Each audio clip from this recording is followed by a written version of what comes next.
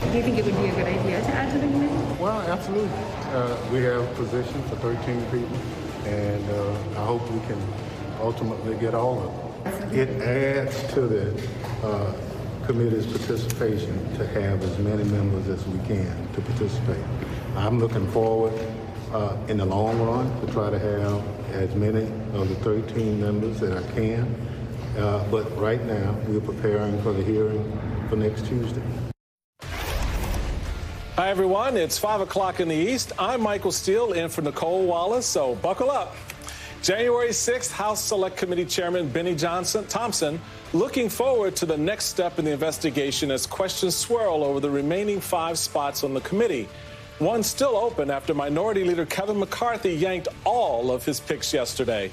Sources tell NBC News Congressman Adam Kinzinger is possibly under consideration to fill one of those spots.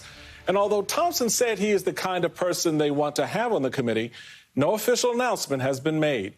Also reportedly under consideration, former GOP Congressman Denver Riggleman, who would serve as an advisor to the committee and is currently meeting with the Speaker in her offices. In fact, he was supposed to be with us here on set to talk, but his meeting apparently is running long. Riggleman and Kinzinger alike have been very outspoken about their party's role in propagating the big lie that lies at the heart of the Capitol insurrection. And that's where we begin this hour. Joining us now, former Congresswoman Donna Edwards, Washington Post contributing columnist and MSNBC contributor, Sam Stein, White House editor for Politico, as well as an MSNBC contributor. Welcome to you both. So, Donna, let's start with you. The exact point of appointing Banks and Jordan, right, were to undermine the committee's very goal, right? So we get what that was all about. What do you make of Speaker Pelosi calling McCarthy's bluff on this whole thing, and what should she do next? Well, I think she decided rightly that she was not going to have this committee turn into a circus act. And clearly, the appointment of Jordan, he's demonstrated his behavior in the past, and certainly Banks, whose statements following his appointment just showed that he was going to turn it into a sideshow. And I think that Speaker Pelosi just decided enough of that. They had an opportunity, the Republicans did, for a bipartisan commission. They bailed on that. They sabotaged it. And now this is what they get. They're going to get a committee that's going to focus on the facts, bring witnesses in front of them, including material witnesses potentially like Jim Jordan, who was going to sit in judgment when he's a material witness. It's kind of ridiculous. So I think that she's on the right track here. And, now it's time for the committee to just put their heads down and get the work done.